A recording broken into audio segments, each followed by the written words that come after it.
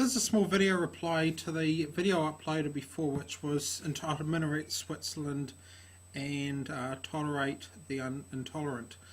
Now I'm just going to reply to a couple of points that were raised by people, and I know I'm not going to address every time a new comment comes up because they keep coming under the same umbrella anyway, so it's going to end up being addressed anyway. The first one was actually by Gran Vitar. Sorry about that if I've mispronounced your avatar incorrectly.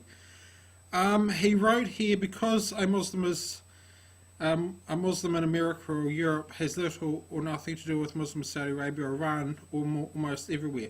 So I assume he was pointing to the fact that I talked about the fact that we shouldn't tolerate a given group, given that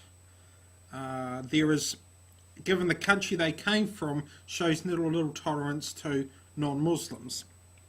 And he pointed out the fact that there is in many cases very little relationship between those living in the West and their old country. Sometimes the second or third generation, they just happen to be, they're Iranian or Pakistani because they look like it, but that's when the similarity, the link ends. For all intents and purposes, they're Western. I agree with what you're saying. However, what I find interesting is it's more along the lines, the point I was trying to get at was how quickly a protest can get together when there is a Muhammad cartoon. And I use Muhammad cartoon to show that how the most trivial crap can actually rapidly bring together a whole group of Muslims to protest something, and yet when it comes to actually an important issue, there seems to be decidedly absent the same spontaneous organisation for a protest. And I say this because I remember when the Muhammad cartoons came about. Now, I'll give you some of the protests around the world were simply just whipped up by clerics and so forth. Basically, the clerical regimes in some of these third world countries justifying their oxygen allowance. But at the same time, there were also spontaneous protests inside the West by Muslims. Again, I'm not against freedom of speech or protest, but what I find distinctively absent is you don't see the same sort of spontaneity when it comes to Muslims getting together and protesting when there is a heinous crime done in the name of Islam. When a certain group turns out and says, well, okay, we would demand Sharia law. Now, there was a group in the UK, I can't remember, there were about 2 or 3 different organisations, one of them included the Ex-Muslim Council, who came out, who protested against Ashman Chowdhury's Islam for UK, Islam Roadshow, Sharia law for the UK. Now, you would think, well, okay, that's a perfect example of Muslims creating a spontaneous, well, not really spontaneous, but, getting together and standing against those sort of extremists. Your view might hold some credibility if the majority of these people were actually Muslim. The problem is the majority of these weren't Muslim. The majority of them were either nominal Muslims, the type of people that turn up to mosque, they do the thing. It's a bit like the Christian who turns up for the holy day of obligation, turn up at Christmas, Lent, Ash Wednesday, but they're not the type of person who's actually implementing the religion in every facet of their life. So you have nominal Muslims, you have ex-Muslims, you have atheists, you have a few, lefty, secularist Christians from other denominations, a couple of people from other groups, but you don't actually see in large numbers visibly Muslim men and women being part of these movements.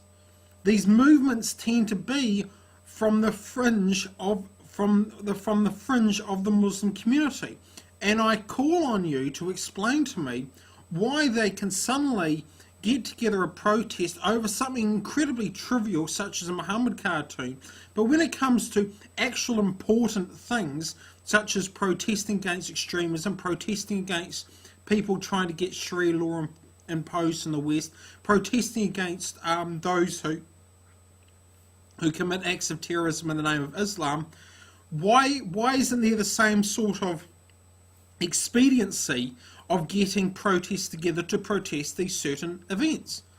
I'm flabbergasted by the fact that that the majority of the work seems to be being done by either a handful of fringe people inside the Muslim community, or non-Muslims, or ex-Muslims. You know, these are events that not only affect non-Muslims, they also affect Muslims as well. There are a large number of Muslims I know who don't want to have a bar of Sharia law. But the problem is, you need to actually visibly show yourself and be counted to say, I not only oppose Sharia law, I'm actually going to show my face in public and say I oppose Sharia law. Put a face to what you say. The second point that was raised was another interesting thing, is there's this continuous harping back to the past. Muslims seem to have a fixation. Well, okay, that's a generalisation saying Muslims. Some Muslims on YouTube and in the real world have this fixation of continuously looking to the past. Quite frankly, I don't care what happened 200 years ago. I'm from Irish, Scottish and English descent. What am I going to do? Am I going to ever forever bitch and moan about what the British ancestors did, or, to the Scottish and my Irish side? Am I forever going to whinge about, what the Romans, they came and invaded England and they forced us to, embrace Roman culture?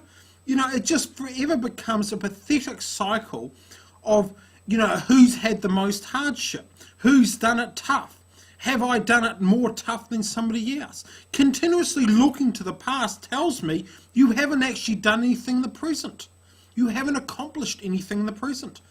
All you need to do is you look around, you haven't accomplished anything now, so you either look to the past or you try to curry favour off the back of somebody else's hard work.